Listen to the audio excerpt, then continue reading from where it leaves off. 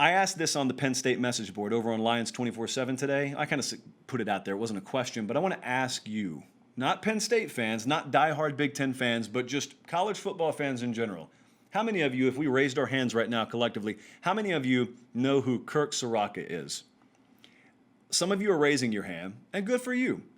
Some of you have heard the name, but you couldn't really nail down who he is. And then a lot of you are just saying, huh? Does he work at Schlotzsky's? No, well, he may. I don't know what he's done in his free time, but he is now the offensive coordinator at Penn State. Last year, he was the offensive coordinator at Minnesota. Before that, he was at Western Michigan, both stops with P.J. Fleck. He got on a bad train at Rutgers a few years back and set his career back a little bit, or I think you probably would already know his name coast to coast. So the reason twofold that I don't think people know this guy's name. Part one is because you don't probably follow Western Michigan and Minnesota all that closely. Part two, with so much that's gone on in the offseason, I just flat out don't get the sense that a lot of people have followed the movements of big-time coordinators to major programs like you normally would. You've been paying attention to what COVID-19's doing. You've been paying attention to all sorts of news broadcasts, and understandably, I'm not criticizing you, you probably have not had at the forefront of your priority list of the to-do section in your mind, let me find out what Penn State's going to do offensively this year. Well, say no more, because we're going to tell you. Kirk Ciarrocca is one of the most important people in college football this year. He is, as I said, the new offensive coordinator at Penn State. All right. Now, first, I want to remind you, I was on radio with Mark Ryan on ESPN Upstate in the Carolinas today, and we were talking about this. I sort of reiterated that I believe the most likely candidate to not win their conference but still make the playoff this year is Penn State. Normally, the answer is someone from the SEC. It's either the loser of the regular season tilt between Alabama and LSU. A lot of people are going to say this year Georgia or Alabama, Georgia or Florida maybe. I don't think it's any of those. I think the most likely, the odds-on favorite to be able to not win their conference but make the playoff, Penn State. Now, I laid out a few reasons why the other day. Quickly, it helps. It doesn't hurt. It helps that they're in Ohio State's division, because if you're going to lose a game, that's the one you want to lose. They play Ohio State in Happy Valley, and if you lose there, you're probably not getting blown out. If you lose, it's probably going to be close. Now, your plan A is to win. And if that happens, then we're in a different discussion. But even if you drop that game and you drop it close, keep in mind where they are on the schedule. They're going to have a good enough strength of schedule, okay? Outside of the Ohio State game, they go to Virginia Tech this year. They go to Michigan this year. They go to Nebraska this year. I think they play Iowa. They're going to have good enough. They're going to have a strong enough strength of schedule. But here's the kicker. They don't play Ohio State second to last week or last week of the season. They play them in week 8. And after that, they're going to be favored every game.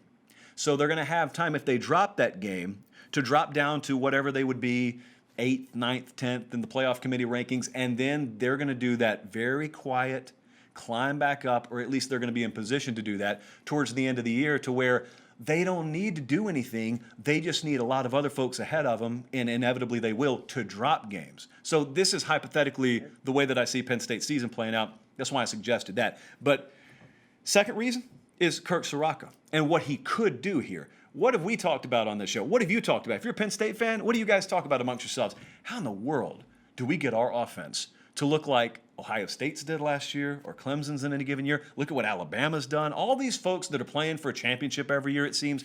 How do we get our offense to look like that? Everyone wants to know, as do I, what are the ingredients that we need in the kitchen here at Penn State to flip the switch? So we ask ourselves, first and foremost, is the addition of what looks to be a very elite mind as offensive coordinator, is that enough? Sean Clifford's there. He's had like 15 offensive coordinators during his time at Penn State. So, hey, what's one more? But last year, he showed flashes. He looks like a guy that if he's married with the right offensive coordinator could do some things.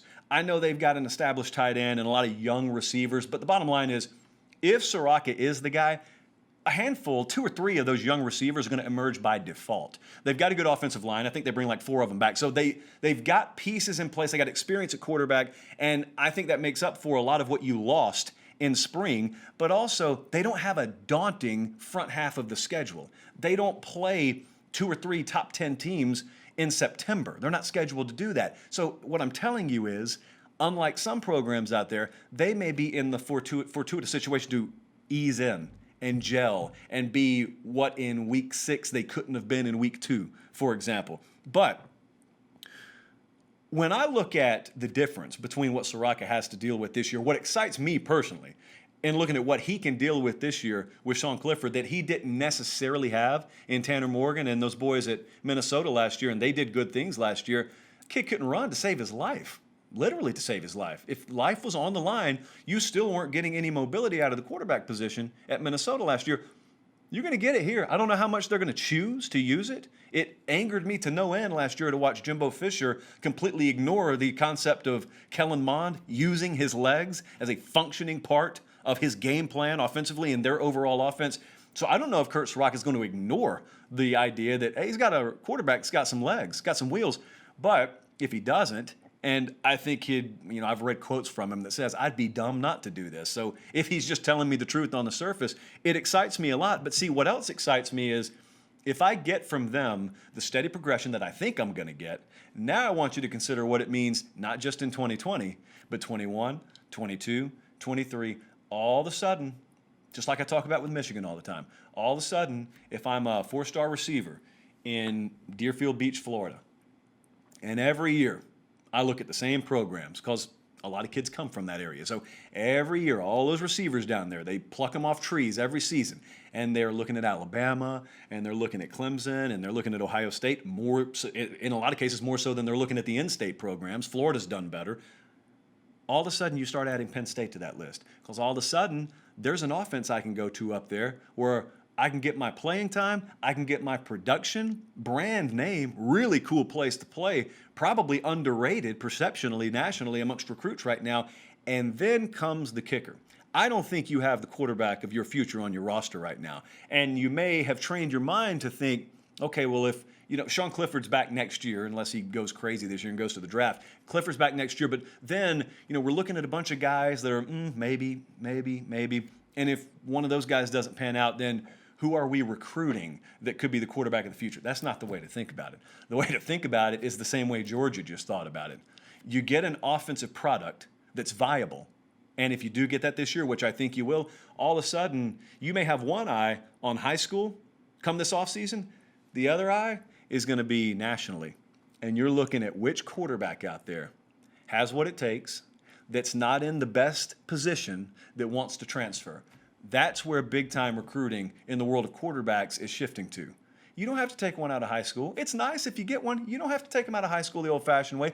Find a kid that's 2 years in. Find a kid that's got the intangibles, that's got the tools. He's proven that he can handle college life. He's proven he can handle a college playbook, digesting the entire college experience. But he's not in the best of positions. He's in a dead-end situation with his current program, and he wants to go elsewhere.